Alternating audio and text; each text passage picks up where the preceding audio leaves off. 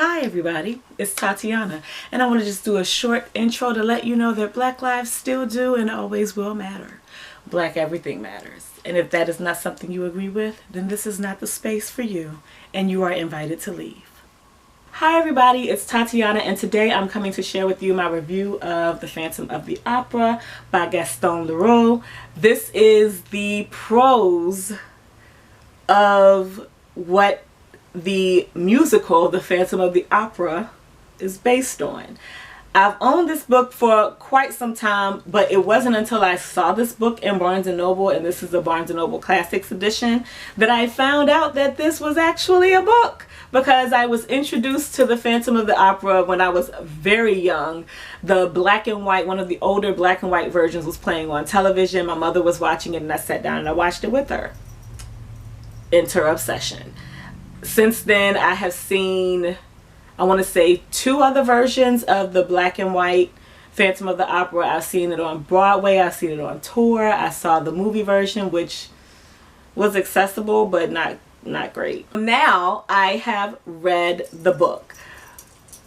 One of the things that I will start with sharing as far as this reading experience goes is that the musical The Phantom of the Opera is very dramatic, and it sometimes in some ways seems over the top.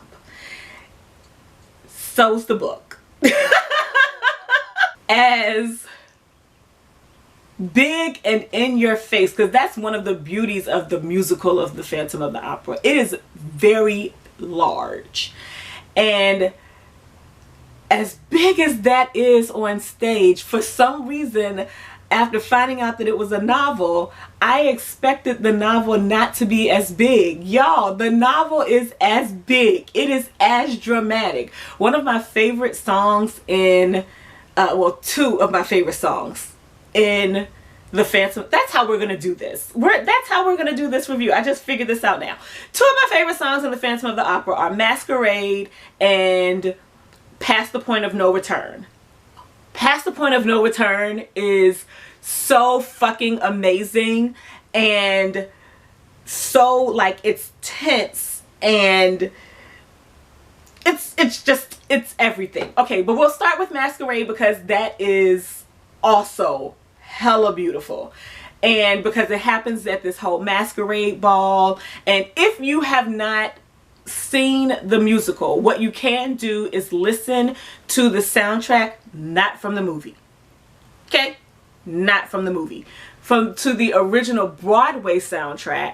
And there's so much. That's one of the things I love about that soundtrack, and I've bought it twice, is that you can listen to the soundtrack and get a lot of what happens in the actual musical, because there's dialogue in the soundtrack. Excuse me, because the dialogue moves right into the song. So if you've never seen the musical, or you have seen the musical and you want that as a backdrop when you're reading, if you choose to read this book, the original Broadway soundtrack, go for it. It's fucking amazing. But when the Masquerade Ball happens in the book, it's just as big. Like, there's this, I'm not gonna sing, but there's this whole, like, everything in the musical moves to the tempo and the beat and the time signature of the music. And because everything's set to music, and the Phantom is not there. The Phantom is this huge cataclysmic voice that happens in the middle of the masquerade. There's not even in the musical the fear that people are feeling of the opera ghost making his appearance during the Masquerade Ball. That is what's present in the book. And there's someone who does appear in a mask, and it's very quick. And they come in, they come out, they come in, they go out. The people who are there are amazed at the costume, because there's this wording that's on the back. Oh, also there are pictures in here. Here we go. There are pictures in here. This picture tripped me out. This picture is from, and I want you to see where it is in the book. Okay? Okay. This picture is from the opening scene of the Phantom of the Opera. Well, not the opening scene, but the first time when we see the Phantom come and get Christine and take her into his abode, and they go in a canoe on this water trip to where he lives under the opera house, and it's where the whole Phantom of the Opera song, the title song that Christine sings, happens, and then we move into the music of the night, which is also a fucking amazing song. Okay, but what tripped me out about this picture is how Christine is like passed out in the boat in like the most one of the most ridiculous come hither poses, but she's supposed to be passed out. Like, can you see that? This is her fainted. Like, where are her pants? But that's also gives a hand to the how dramatic the story is, period. Also, something else to be shared is that Gaston Leroux writes this as if he's a historian. So the historian in the story is Gaston Leroux, the author. And it's like he's gone and he's gotten this information about this thing that happens to Christine Daae and with the opera ghost and how all of this came about. And that's what caused him to pull all of those factual statements together to make this book so that everybody can read about Christine Daae and the opera ghost. Fucking amazing. I loved it. Okay, so that was Masquerade. Past the Point of No Return also happens, and it's in the second act of the musical, if I remember correctly. But it's like there's a lot to be left. This is where the scenes are. This is how much is left in the book. This is where the scenes that comprise of the song being sung, Past the Point of No Return, in the musical. And just as foreboding and creepy as the whole atmosphere is in the musical, because it's taking place in like the bell tower of the opera house, and they're being watched. Christine and Raoul are being watched while this happens. It's just as creepy with no music as it is with the music, because you are also realizing that they know they're being watched, but there's nothing you can do about it. There's so much more also than what's in the musical versus what's in the book, because there's this whole, number one, Christine is dumb. I was not prepared for me to think that she was this stupid, but she is dumb. The struggle that she has between escaping the opera ghost versus appeasing the opera ghost, and begging Raoul to help her appease the opera ghost, as opposed to his insistence that she evade and escape the opera ghost. I was just like, you cannot. How are you this nice and so considerate of someone who you are terrified by? And she just consistently, even though she gets a chance to get out, she follows everything that the opera ghost tells her to do. And it's just like, why are you this dumb? Like, you could leave and never come back, and he could not come and get, well, he could, but he would, I mean, you would at least have some freedom while you were gone. So yeah, that was hilarious. Raoul is also much more present in the book, as are the two new managers of the opera house. They are much more present in the book than they are in the musical. And of course, with adaptations, you have characters that you want to focus on versus showing everything about the whole cast. Totally understandable. Y'all, the scene that happens when the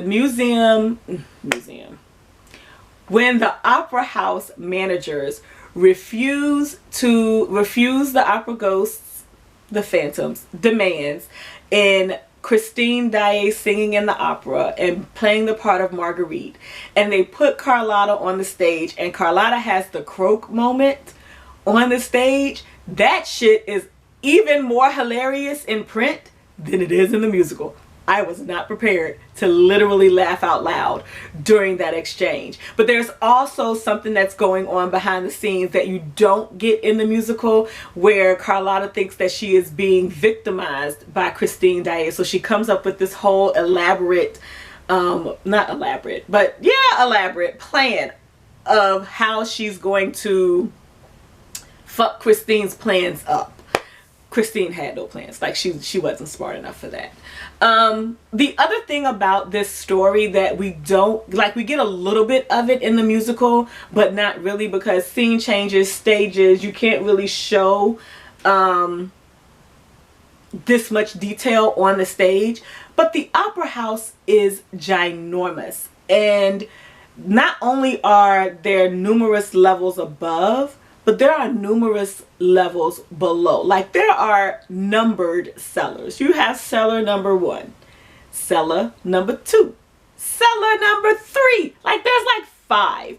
And within these, there are trap doors to get you down there. There are not always stairs to go down.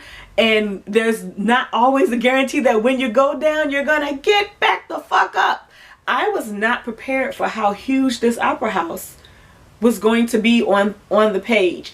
And also at the back there are end notes, because there's like, it's done like it's a real thing. So there are annotations and end notes. There are annotations at the bottom of the pages to share other like asides or other notes from things that have been talked about in the story. And so I am actually going to do some more looking into that information in the back. I didn't when I finished reading, because I was just trying to finish this before the end of March. I finished this on the 31st, like late. So I could say for myself that I finished this in March. But yeah, this book was so good. It was so good. And even there were some things that were clumsy for me, not with the story, but with the names. I don't speak French. So having to call the characters Monsieur versus Mr. does not, in my brain, doesn't move as slowly. And it made me hard pause as I was reading, which also lengthened my reading experience. And then the pronunciation of the last names, fucking that up left and right in my brain. It was difficult it was difficult. So what I did was, instead of calling Raoul in the book, he's Monsieur Viscount de Chanier or something like that. Yeah, Monsieur de Chanier, and his brother is Viscount de Chanier. Every time it said Monsieur de Chanier, Raoul. Every time it mentioned his brother, Philippe. Like, I had to mentally simplify it. And I really didn't think to start doing that until damn near halfway through the book. Because it was really causing my brain an issue. It wasn't like reading something where a phrase is in French and you read the phrase. I don't know what the hang up was with the names. I don't know what the hang up was. Same thing with the managers of the opera house. I had the same issue, but of course you're never given their first name. So I couldn't do that. I had to call it as it's written. But yeah, that was the only real hang up that I had. That was the only hang up I had with this book, was the names. Yeah, so I'm going to stop talking because I could continue to go on, because The Phantom of the Opera is probably one of my favorite musicals. And this book just was amazing at a time when musicals are not happening because of COVID. And so it's not even that I'm missing a show coming on tour or being able to go to New York to catch a show.